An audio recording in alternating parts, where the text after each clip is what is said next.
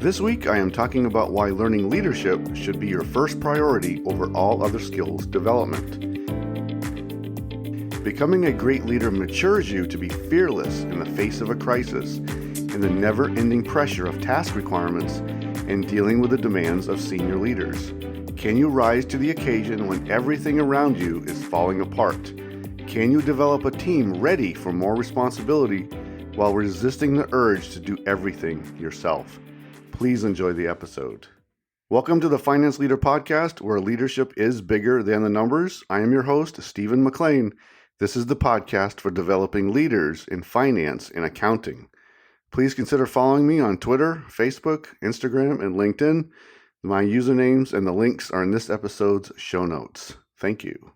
This is episode number 124, and I will be talking about how leadership becomes the most important skill to develop, and I will highlight the following topics. Number 1, we need to develop leadership skills before anything else. Number 2, leadership is how you create positive change. And 3, how you can become a great leader. Former First Lady Rosalind Carter said, "A leader takes people where they want to go. A great leader takes people where they don't necessarily want to go, but ought to be." Becoming a great leader is a lifelong learning process.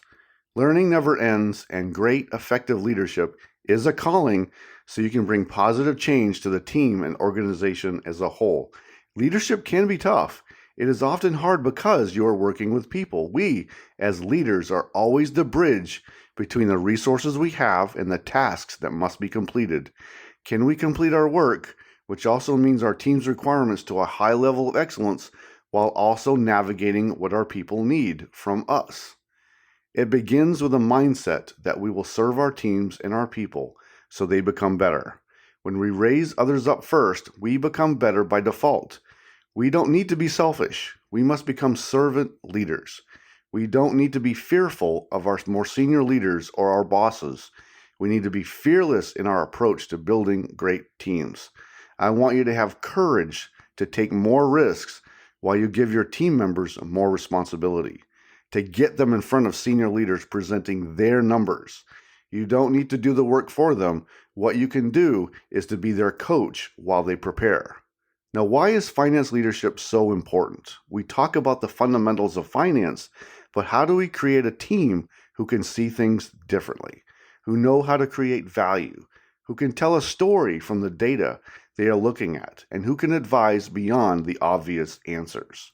I don't want obvious answers. I want to develop leaders who can lead to not so obvious answers so we can outlast our competition, so we can develop better customer experiences, which leads to increased revenues, which then flows down the profit and loss statements to increased net profit. I have seen some amazing Excel users who create compelling spreadsheets, but who get so obsessed in their formatting and other styling issues, but they miss out on the more edgy insights that can lead to better decision-making. We can get so focused and proud of being experts in Excel that we forget about the analysis that we are doing, and we don't get beyond the simple analysis because we are pulling the same data every time. To get to more useful insights, we need to ask questions, and then even better questions, and then we need to determine all the variables that affect the metrics or products that we are analyzing so we know what data we really need to create a better picture for those who are making recommendations and decisions. Many finance influencers focus so much on the technical side of working in finance and accounting that they miss out on how to mold together a team who can work together to solve a complex problem. How can we better help senior leaders do their jobs? And that takes a special type of leadership. It is often said that sports competitions are won in the margins, which means you have to win in the toughest of situations and then to employ your resources in new and innovative ways to overcome your competition. You have to be a unique problem solver and look at obstacles differently. What will you let stop you from achieving a high level of excellence or in completing a tough goal? Now let's talk a little bit more on sports for a few more minutes. Sports can be an awesome leadership lab. Now, Aaron Rodgers is a National Football League quarterback. For those who don't know, the quarterback is expected to be the leader on the team. I have nothing but great respect for Aaron Rodgers' football skills on the field, but let's analyze his leadership skills. Is he the type of leader you want leading your team? Now, this summer, his team, the New York Jets, like most, if not all teams, held a mini camp to start to get ready for training camp. This was a mandatory team event. Now, Aaron Rodgers chose to take a vacation instead of participating with his team and participating with his wide receivers and offensive linemen to get the plays right, to set the right example, and to establish good communication. He often skips team activities throughout the offseason, though most are really optional. Off-season activities are extremely helpful in building trust and confidence with your teammates. Now, Aaron Rodgers believes his talent alone will win games. Maybe he's that good. Maybe he isn't. He has won the Super Bowl once in his career, one time, but many quarterbacks have led their teams to one Super Bowl victory. What differentiates a highly talented leader from a great one who delivers excellence every time? Now, excellence in the National Football League means winning championships. If Aaron Rodgers was truly great as he thinks he is, wouldn't he have won multiple Super Bowls? Do you want Aaron Rodgers on your team? Is he the type of leader we want to copy? I'll let you decide. Now let's talk about why leadership becomes the most important skill to develop. Number one, we need to develop leadership skills before anything else. I believe that leadership development rules over all other skills. Leadership is how you bridge gaps in communication. It is how you solve complex problems. Leadership helps you solve conflict, which is inevitable when you are dealing with people and the demands of a large organization. Leadership is essential at all role levels, including for the individual contributors, because their portfolios require them to interact with senior leaders to do their jobs right. You can't just download data. You have to talk to people from all around the organization to really know what is happening. Number two, leadership is how you create positive change. We often see selfish leaders, and this can be so disappointing. We develop leaders so they can be positive influence instead of a selfish or distracting one. It is through leadership that the difficult work gets done, the tough decisions are made, and how you relate to the people on your team. A narcissist can often achieve high results, but at what cost? Selfish leaders don't invest in the team for the long term, but great leaders do. A great leader will sacrifice a quick result today for long-term, steady growth results later. That quick result probably did not help any one individual get better today. So we have the same team, but a little bit more stressed, and stressed in a bad way. Great leadership is where you change the organization for the better. You develop others who may make a mistake today, but will learn from that mistake and become even better tomorrow. I want us to lead with confidence, never afraid to solve tough problems, and to give positive direction to our team members. Number three, how you can become a great leader. There are so many areas that I can talk about here. I want to remind you that if you get results but leave a trail of destruction, you are not a great leader. If you seek validation from others or aim to people please, you are not a great leader.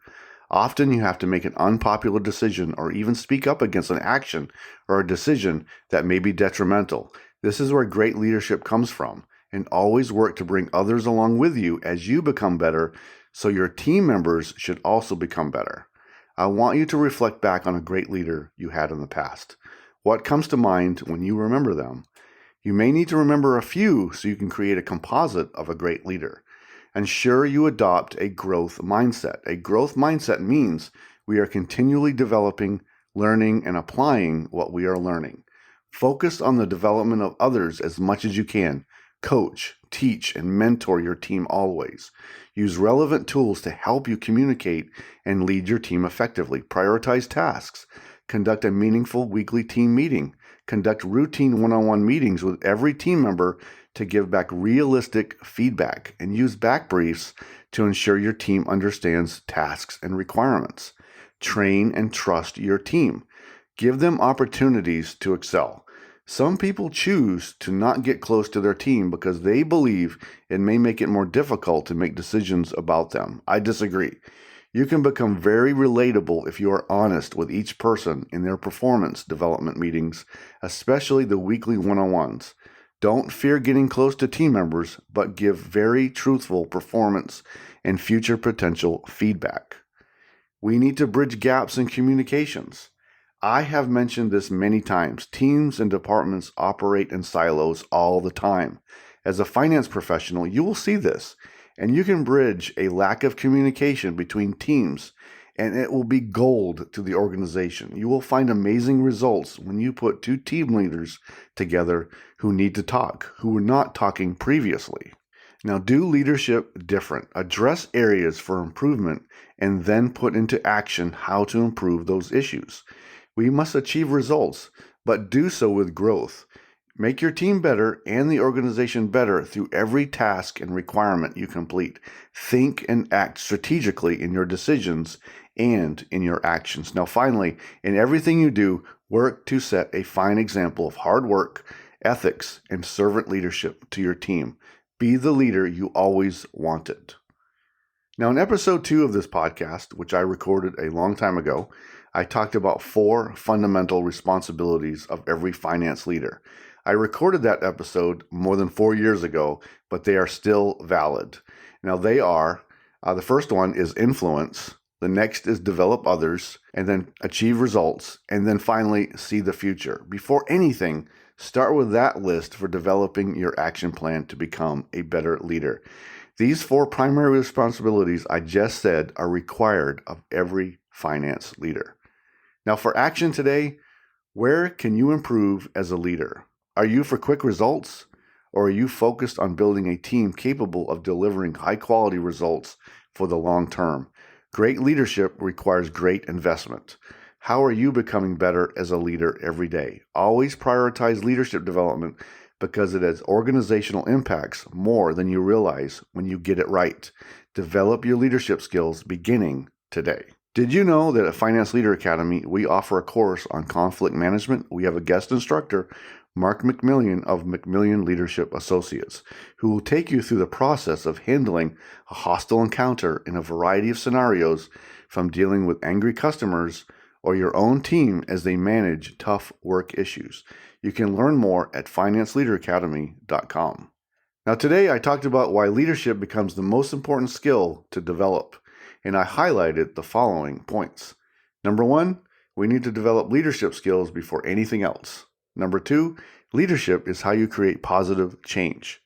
Number 3, how you can become a great leader. As you grow in your role, you must shift how you spend your development time. As an individual contributor, you definitely need to grow your analysis skills, but leadership is just as essential. We should not overlook how leadership can shape your ability to help others see things differently, especially when it comes to senior leaders. They can become compartmentalized in their area that they oversee.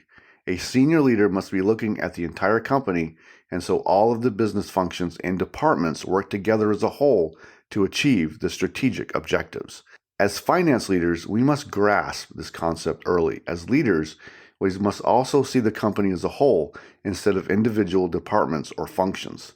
How does each department or function affect the others? We can bridge gaps wherever they may occur.